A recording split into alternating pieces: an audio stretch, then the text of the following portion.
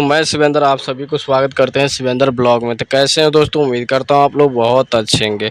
तो भाई लोग खेसारी भैया का फ्रेंड है तो वीडियो को लाइक कर दीजिए, साथ ही चैनल पे नए आए तो चैनल को सब्सक्राइब कर लीजिए।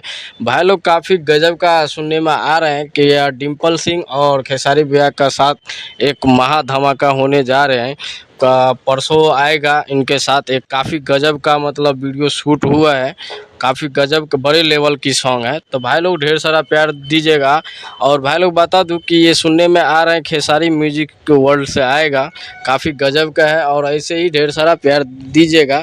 तो भाई लोग खेसारी भैया जो भी करते हैं ना कुछ तो अपना सोच समझ के करते हैं और ऐसे ही नहीं उटपटंग गा देते हैं। तो भाई लोग ऐसे ही ढेर सारा प्यार देते रहिए और ऐसे ही खेसारी भैया को चाहते रहते। भाई लोग आप भी खेसारी भैया है तभी सभी का घर का मतलब ये चल रहे हैं। और भाई लोग खेसारी भैया नहीं थे तो ऐसे नहीं चलते थे। चलते हैं अगले वीडियो में मिलते हैं।